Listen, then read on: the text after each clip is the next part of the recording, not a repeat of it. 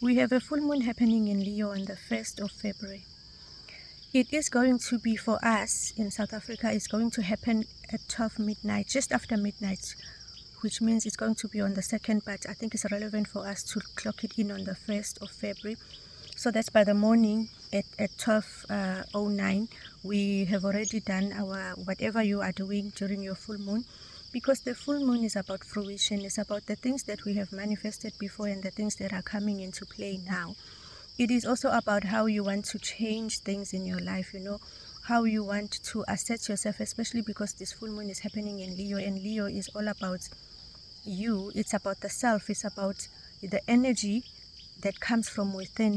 It's about the sun as well, because Leo is ruled by the sun.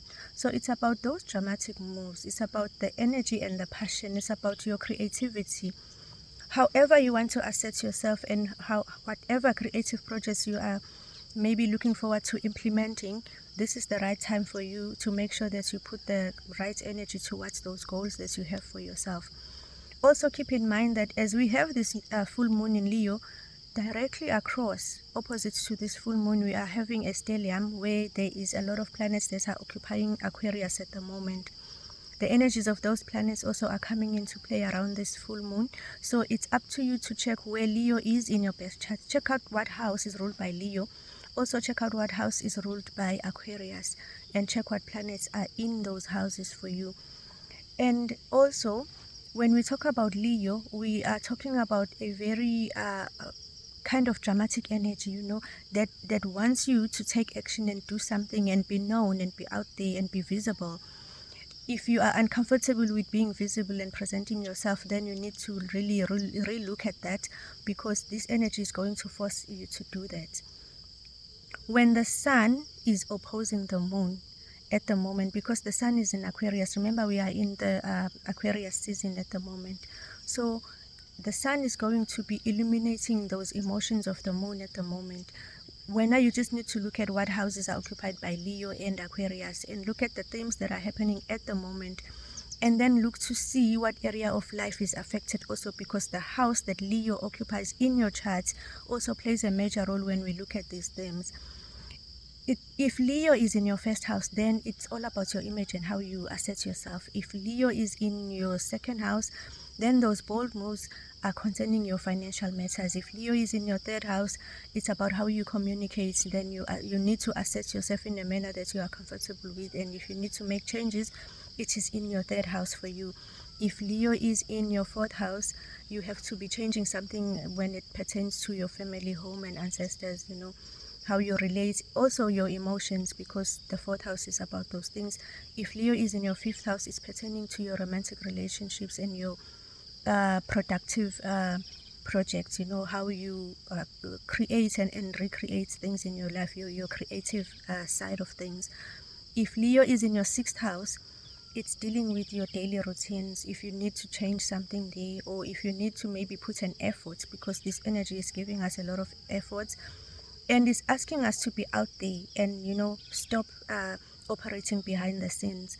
Also, the sixth house is about your health. Maybe you need to change something and implement a new health routine in terms of how you conduct yourself. Also, if it is in your seventh house, then if Leo is in your seventh house, then you are dealing with your contracts, your serious relationships, be it marriage or maybe it's your business partners, fairness and justice, those kind of things. And then if Leo is in your eighth house, that is transformation. That house is dealing with the deep, dark secrets and those things that transform us.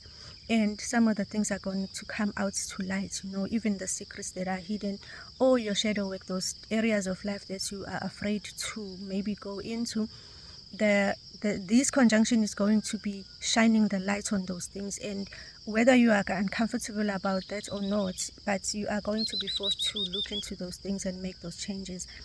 If Leo is in your ninth house, then that's where we are dealing with wisdom and higher learning and expansion of your mind, your consciousness as well, and you are going to be needing to do more in terms of educating yourself about stuff, and maybe showing the world what you have learned, and increase your consciousness in terms of how you relate to other people and how you assess yourself also, and how you show up, because how you show up has a lot to do with who you are.